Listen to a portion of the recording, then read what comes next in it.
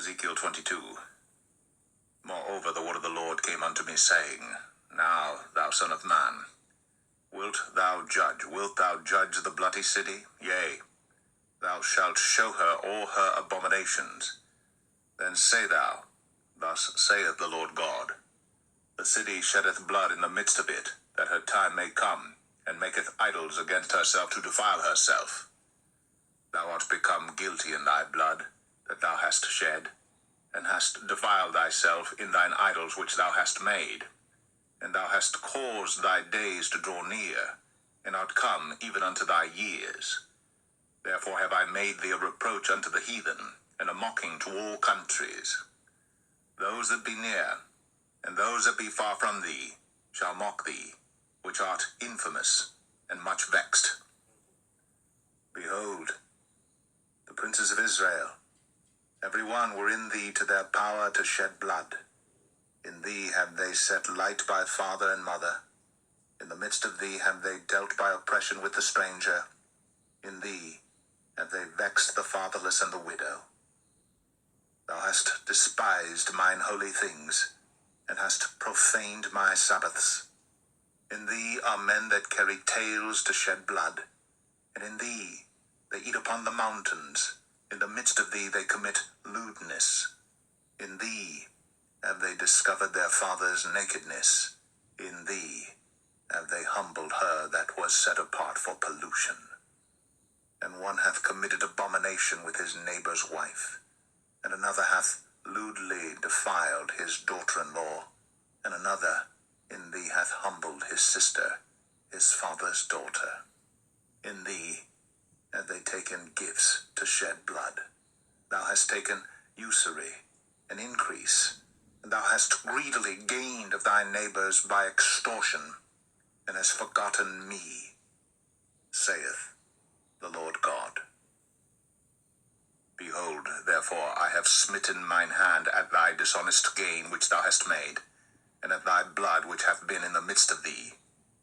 Can thine heart endure, or can thine hands be strong in the days that I shall deal with thee? I, the Lord, have spoken it, and will do it. And I will scatter thee among the heathen, and disperse thee in the countries, and will consume thy filthiness out of thee.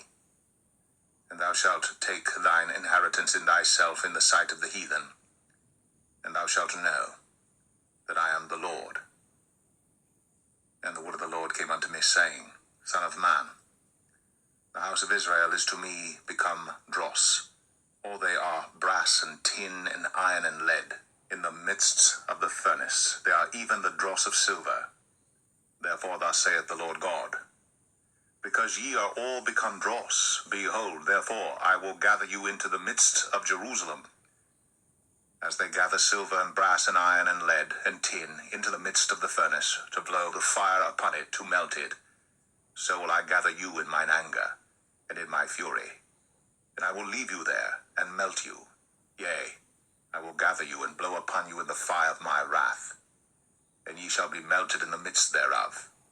As silver is melted in the midst of the furnace, so shall ye be melted in the midst thereof. And ye shall know that I the Lord have poured out my fury upon you.